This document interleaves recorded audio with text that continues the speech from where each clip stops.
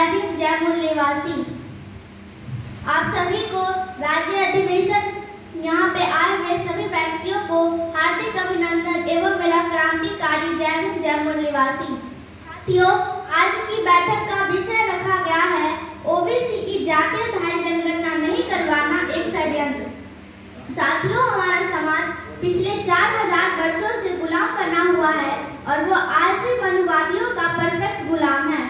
हमारे बहुजन समाज के पास संवैधानिक अधिकार होने के बावजूद भी उनके साथ विधानसभा, कार्यपालिका, न्यायपालिका, मीडिया, बॉलीवुड, कॉलेज व यूनिवर्सिटियों में उन्हें डिस्क्रिमिनेशन का सामना करता है।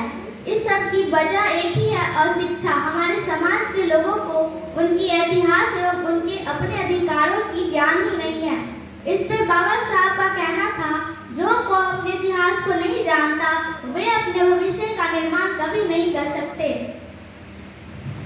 अंग्रेजी शासनकाल में लॉर्ड मेयो ने 1872 ईस्वी में जातीय जनगणना की शुरुआत की। वह 1931 के बाद आज तक SC/ST को छोड़ करके ओबीसी की जातीय जनगणना नहीं हुई।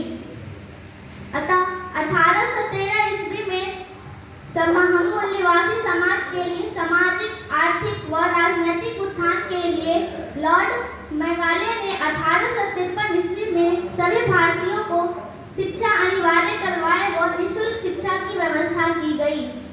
राष्ट्रपिता ज्योतिराव फूले, फातिमा शेख उस्मान, सावित्रीबाई फूले ने एक साथ संगठन शक्ति के बल पे 1848 से लेकर 1890 तक 71 विद्यालय की स्थापना, कॉलेज, यूनिवर्सिटी, अनाथ आश्रम, विधवा आश्रम व अस्पताल की स्थापना की।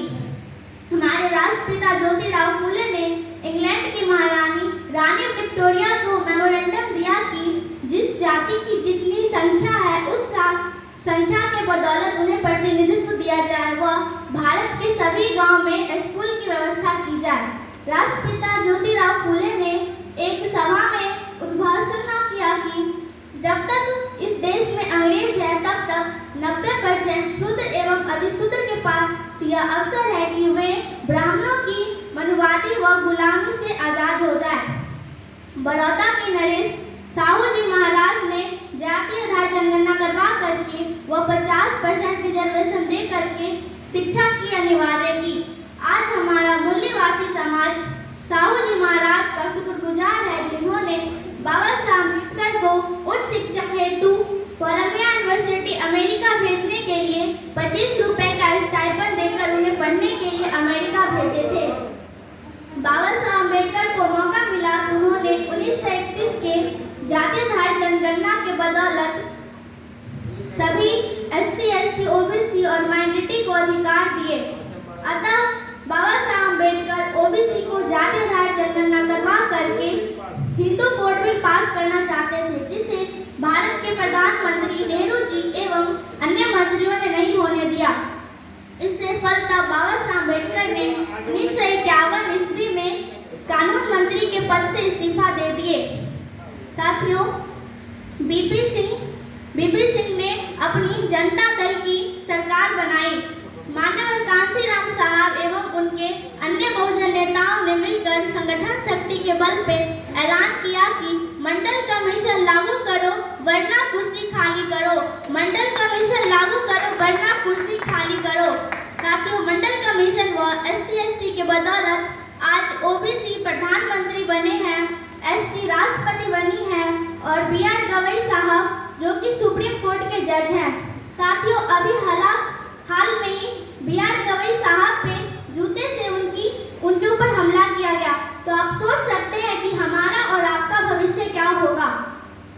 2019 में भारत के बिहार की सरकार ने जातीय जनगणना करवाई, जिसमें ST 63%, ST 2% व SC 20% था, जिसे हमारे भारत सरकार ने मान्यता नहीं दी। परंतु तमिलनाडु के सरकार ने स्टालिन ने 63% आरक्षण की व्यवस्था की।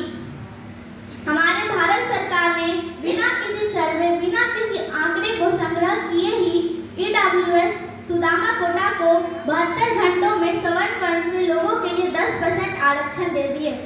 चपरासी से लेकर के चीफ जज, कलेक्टर, IAS कब्जा है।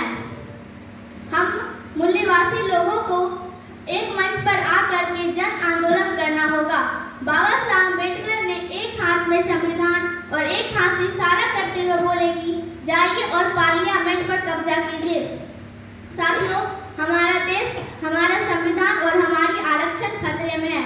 इसे बचाने के लिए आप सभी संगठनों को एवं हमारे देश के लोगों को एक मंच पर आकर जन आंदोलन करना होगा एवं अपने अधिकारों की मांग करनी होगी। अमन बेच देंगे, चमन बेच देंगे, जमीन बेच देंगे, आसमां भी बेच देंगे।